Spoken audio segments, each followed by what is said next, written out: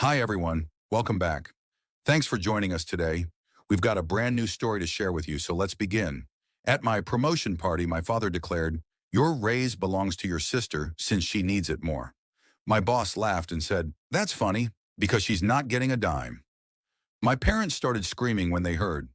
That night was supposed to be one of the best of my life. I had worked my ass off for years, pulling overtime, taking on the worst projects, and dealing with more workplace drama than I care to admit. And finally, it all paid off. I got the promotion I had been dreaming of, a raise big enough to change my life. I could move out of my cramped apartment, start saving for a house, maybe even take a real vacation for the first time in years. So my boss, let's call him Mark, decided to throw a little party for me. It was nothing crazy, just a dinner at a nice restaurant with a few coworkers and my family. I was proud. I wanted my parents to see what I had achieved, wanted them to know that everything I had sacrificed, every holiday missed, every sleepless night had been worth it. But the moment my dad opened his mouth, I knew I had made a huge mistake. We were sitting at the table, drinks in hand, laughter filling the air. Mark had just raised a toast in my honor, congratulating me, telling everyone how hard I had worked. I was beaming. And then, my dad, without missing a beat, said, "Well, of course, all that extra money is going to your sister. She needs it more than you do." The table went silent. I felt my stomach drop. I thought, no, I hoped I had misheard him. I turned to look at him, praying he was joking, that maybe he had won too many drinks. But his face was serious. I forced a laugh. "What?" He sighed like I was the one being ridiculous. "Your sister's struggling. You know that. She's got the kids. She's got bills. She needs that money. You don't." I sat there frozen as he took a sip of his drink like he had just said something completely normal. I could feel my boss staring at me. Hell, everyone at the table was staring at me. My mom, of course, nodded along like this was just a fact of life. My sister, let's call her Nicole, was avoiding my eyes, suddenly very interested in the menu. Mark chuckled, setting his drink down. "That's funny," he said, shaking his head, "because she's not getting a dime." My dad's face twisted in confusion. "Excuse me?" Mark turned to me. "How much of a raise did you get?" I swallowed, my face burning. 50%, Mark nodded. 50%. And every single penny of that is going into your bank account because you earned it. He turned back to my dad, his expression cold. "I'm not sure what kind of arrangement you had in mind, but I'll make one thing clear. You don't get to decide where her money goes. And neither does she." He pointed at Nicole. "She has a job. If she needs more money, she can earn it, just like your daughter did." My dad's face went red. "You don't understand," he said, voice low. "Family helps each other." Mark smiled, but there was no warmth in it. "You're right, but you don't get to dictate what help looks like." And then, like a dam breaking, my parents lost it. My mom went first. "You don't get to talk to us like that," she snapped, slamming her hand on the table. "We are her parents. She wouldn't be where she is without us." Mark just leaned back in his chair. "Really? Because from what I can see, she got here in spite of you." I thought my dad was going to throw his drink at him.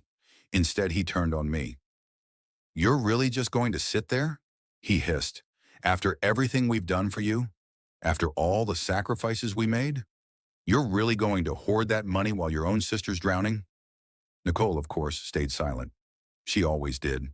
She had perfected the art of looking helpless, of letting our parents fight her battles for her. And suddenly I saw it. The years of guilt trips, the lectures about family, the way they had always expected me to step up, to help, to be the good daughter while Nicole got to live however she wanted, with zero consequences. I had spent my whole life grateful for things they were supposed to do as parents, putting a roof over my head, feeding me, keeping the lights on. And they had weaponized it, made me feel like I owed them for simply doing their job. I had given so much, and they had taken it, never once thinking I might actually want something for myself. I looked at Nicole. She finally met my eyes and she smirked. That was it. That was the moment something inside me snapped. I set my drink down, took a deep breath, and said, I set my drink down, took a deep breath, and said, "No silence." The entire table froze. like they couldn't believe I had actually said it. My dad leaned forward, his face dark. What did you just say? I held his stare, my hands shaking under the table. But my voice? Steady. I said no. I'm not giving her my raise. I earned it, and it's mine. Nicole's eyes widened, and then, just like that, her face crumpled. Cue the waterworks. But, but I need it, she whispered, her voice shaking. I'm barely making rent. The kids, my dad cut in, turning on me with pure fury. You heartless little, Mark raised a hand. Watch it. But my dad wasn't listening anymore. He was fuming.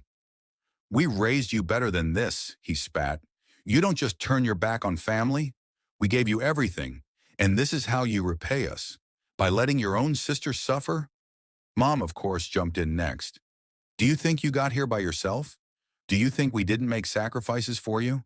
We worked hard so you could go to college, and now you have a good job, and suddenly you're too good for us? Too good for your own blood? And then the real bomb dropped. Mom crossed her arms and said, if you don't want to help, fine, but don't expect us to support you anymore. My stomach turned. Support me? I stared at her, trying to wrap my head around what she had just said. And then it hit me, she actually thought I needed them. And that's when I laughed. I couldn't help it. It just burst out of me. Sharp, bitter, years of frustration rolling off my shoulders in one loud, painful laugh. Support me, I repeated, shaking my head. You think I still need you? You haven't supported me in years. The second I turned 18, you told me I was on my own. I paid for college. I paid my own rent. I built my career without a single ounce of help from either of you. Dad's face went pale. That's not true, isn't it? I snapped. When I was in college, who did you help? Me or Nicole? They didn't answer. They didn't have to, because I already knew. Nicole, who had dropped out, who had gone through 3 different apartments, who had blown through every bit of money they gave her, because she knew they'd always bail her out. And me, the one who had worked 2 jobs while taking full-time classes, who had eaten ramen 5 nights a week just to afford textbooks, who had scraped by while they threw money at her every time she made another mistake. You didn't support me, I said, my voice shaking. You abandoned me. And now that I finally have something for myself, you expect me to just hand it over? Dad's jaw clenched. She has children. And there it was.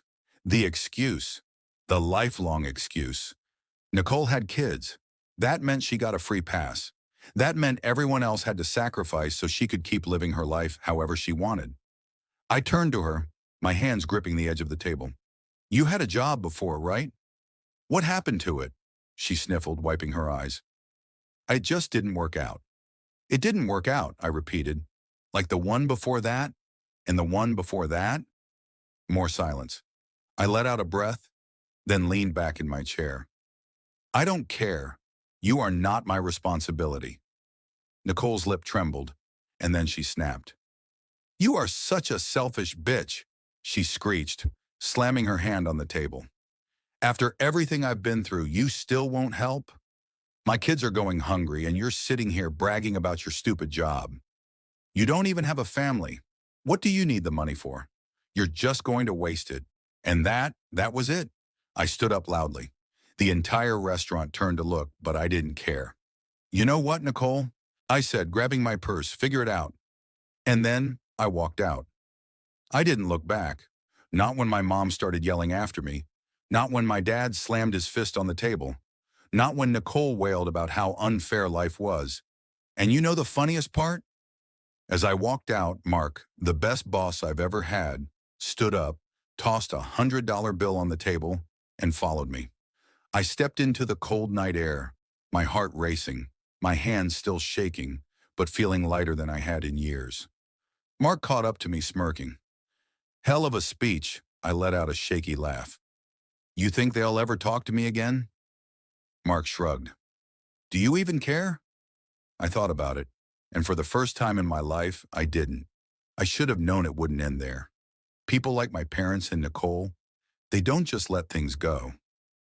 For a few blissful days, I ignored the texts, the calls, the voicemails full of guilt trips and rage.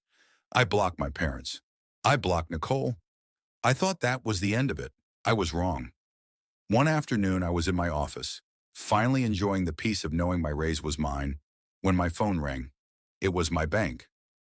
Hi, we're just calling to verify a transfer request. I frowned. Transfer request? Yes, a scheduled transfer from your account to a personal account under Nicole. Last name. The amount is, well, quite a bit.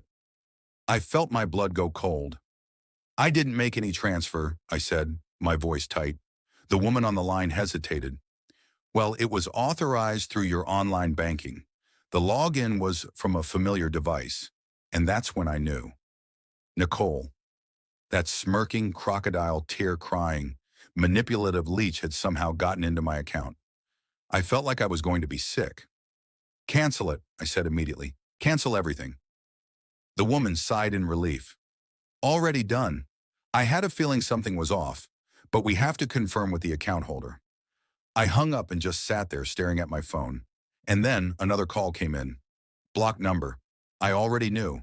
I answered, putting it on speaker. What the hell did you do? Nicole's voice shrieked through the phone. I exhaled slowly. You really thought I wouldn't find out? I needed that money. I laughed, actually laughed. You mean my money? The one you tried to steal? I didn't steal it, she snapped. I just borrowed it. I was going to pay you back. Really, I said. With what job? Silence. And then she had the nerve to start crying again. You don't understand, I have bills. The kids, I hung up. And then I called the police. Part 4, the final blow. I thought that would be the final nail in the coffin. I pressed charges. It wasn't a huge amount of money. She had only managed to schedule the transfer, not fully send it, but it was enough for the cops to take it seriously. I was ready for the fallout. I braced myself for the storm of calls, the fake apologies, the "it was just a mistake" speeches. But I wasn't prepared for what happened next, because Nicole wasn't working alone. 2 days later, I got an email from my bank. A second attempt had been made. This time, it wasn't just a transfer request. It was a direct withdrawal attempt, made in person by my mother. I stared at the email, my entire body frozen. My own mother had walked into my bank, armed with whatever personal information she still had about me, and tried to empty my account. She told them I had authorized it, that I was sick and needed her to take care of it for me. But the bank had flagged it. Because of Nicole's first attempt, they had put extra security on my account. My mom had no idea, and she got caught red-handed. I called the bank immediately, and as I was on the phone, a text from my dad popped up. Dad, you went too far. You should have just given Nicole the money. Now look what you did. You forced our hand. You forced our hand. That was it. That was the moment I knew they were never my family. I forwarded everything to the cops. Part 5, the consequences. The police took it seriously. 2 attempted fraudulent transactions, 1 digital, 1 in person. Nicole and my mom were both charged. Fraud, attempted theft, identity theft. When they were arrested, my dad went ballistic. He showed up at my apartment, pounding on the door, screaming about how I was tearing the family apart, that I was sending my own mother to jail. I stood behind the locked door, heart hammering, listening to the man who had never protected me, not once, now losing his mind because I had finally protected myself. Then I said the last thing I would ever say to him. You did this to yourself. And then I called the cops. Even after everything, my dad wouldn't let up. Nicole got probation. My mom went to jail. But my dad, he blamed me, not them. He called me every name in the book. He told every relative who would listen that I was cold, selfish, and evil for letting my own family suffer. At first, I ignored it, blocked him, blocked everyone who took his side. But then, I found out something interesting. See, my parents had always been obsessed with keeping up appearances. To everyone else, they were the perfect couple, the loving parents, the selfless givers, always willing to sacrifice for their kids. But that was a lie, and I had proof. The secret they never wanted out. A month after my mom got out of jail, I got a message from someone I hadn't spoken to in years, an old family friend. Family friend, hey, I heard about what happened. Just wanted to say, I always knew they treated you like crap. I'm glad you finally stood up for yourself. I was surprised, but before I could respond, they sent another message. Family friend, by the way. Do you know about the loan? I blinked. The what? Turns out, my parents were drowning in debt. See, all those years they spent funding Nicole, giving her money, bailing her out of trouble, helping her live her best life while I struggled? They weren't just using their own money. They had taken out a massive loan in my name. I felt like I had been punched in the gut. I dug into it hard. I went through my credit reports, my bank history, every bit of paperwork I had. And there it was, a $50,000 loan taken out under my social security number with my name attached. Forged. They stole from me again. And this time they had left a paper trail. I gathered everything. Every fraudulent signature, every false document, every single piece of evidence that proved what they had done. Then, I called a lawyer. The lawsuit that destroyed them, my parents thought they were untouchable. They thought I wouldn't dare go after them. They were wrong. With my lawyer's help, I filed fraud charges against both of them. I took them to court. And when they saw me walk into that courtroom, armed with documents, lawyers, and a burning hatred that they had created, they knew. They knew they had finally screwed with the wrong person. The case? Open and shut. The evidence was clear. They had taken out a loan in my name, forged my signature, and used my credit to fund Nicole's entire lifestyle. The verdict? They lost. My mom, back to jail. My dad, bankrupt. Nicole, screwed. Because guess what? That money they had taken out for her? She was on the hook for it too. I made sure of that. She had spent years living off my parents' stolen money. She had expected me to just hand over my raise. She had called me a selfish bitch for wanting my own success. So I made sure she paid every cent. She lost her car. She lost her apartment. She had to move in with her deadbeat boyfriend's family just to survive. And me? I took everything back. The final goodbye, the last time I saw my dad, he was standing outside the courtroom, staring at me like I was the devil. You destroyed this family, he hissed. I smiled. Number. I just finally stood up to the people who tried to destroy me. And then? I walked away. I moved out of state, got a new job, a better job, bought a house, one just for me. I never spoke to them again. And for the first time in my life, I was finally free.